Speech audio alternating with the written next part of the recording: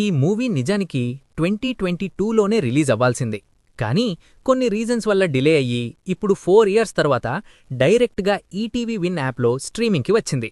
ఇది ఒక 1 hour 30 minutes run time ఉన్న message oriented romantic drama. Basic story line spoiler లేకుండా. చక్రి అనే ఒక అప్కమింగ్ డైరెక్టర్ తను సినిమా ఫీల్డ్లో సెటిల్ అవ్వాలని ప్రయత్నిస్తుంటాడు.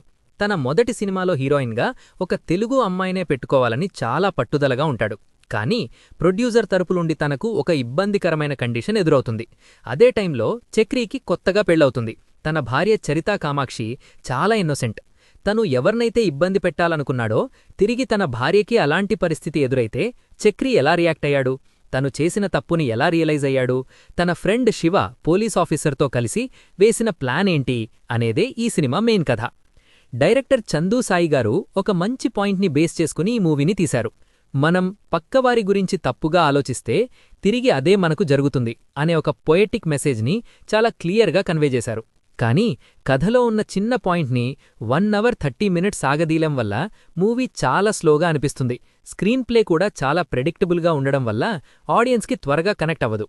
ప్రొడక్షన్ వాల్యూస్ విషయానికొస్తే ఇది ఒక లిమిటెడ్ బడ్జెట్లో లిమిటెడ్ క్యారెక్టర్స్తో తీసిన సినిమా. క్యాస్ట్ విషయానికి వస్తే హీరోగా అభయ్ నవీన్ తన క్యారెక్టర్కి తగ్గట్టు చాలా న్యాచురల్గా యాక్ట్ చేశారు. హీరోయిన్గా దివ్య శ్రీపద గారు చరితా కామాక్షి క్యారెక్టర్లో చాలా బాగా సూటయ్యారు. ఆమె యాక్టింగ్ చాలా డిగ్నిఫైడ్గా ఉంది. పోలీస్ ఆఫీసర్ రోల్లో బబ్లూ పృథ్వీరాజ్ గారు అండ్ హీరోయిన్ ఫాదర్గా సతీష్ సరిపల్లి గారు ఉన్నంతవరకు బానే చేశారు. Technical aspects. టెక్నికల్గా చూస్తే సినిమాలో ఉన్న సాంగ్స్ అండ్ బ్యాక్గ్రౌండ్ మ్యూజిక్ పర్లేదు, సీన్కి తగ్గట్టు మంచి ఫీల్నిచ్చాయి. సినిమాటోగ్రఫీ కూడా లో బడ్జెట్ అయినా కూడా నీట్గా ఉంది. ఎడిటింగ్ విషయంలో ఇంకా కొద్దిగా కేర్ తీసుకుని ఉంటే సినిమా ఇంకా ఫాస్ట్గా మూవ్ అయ్యేది. ఫైనల్గా చెప్పాలంటే ఇది ఒక మెసేజ్ ఓరియంటెడ్ మూవీ.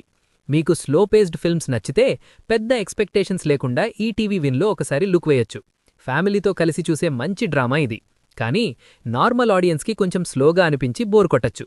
ఈ సినిమాకి నేను ఇస్తున్న రేటింగ్ 2.5 స్టార్స్. మీకు ఈ మూవీ చూశాక ఎలా అనిపించిందో కింద కామెంట్ సెక్షన్లో తప్పకుండా షేర్ చేయండి. మన రివ్యూస్ అండ్ కాంటెంట్ మీకు నచ్చితే మన కనెక్షన్ ఇలాగే కంటిన్యూ అవ్వడానికి వెంటనే ఆ సబ్స్క్రైబ్ బటన్ పైన ఒక సింగిల్ ట్యాప్ చేయండి. నెక్స్ట్ వీడియోలో మళ్ళీ కలుద్దాం. అప్పటి వరకు టేక్ కేర్.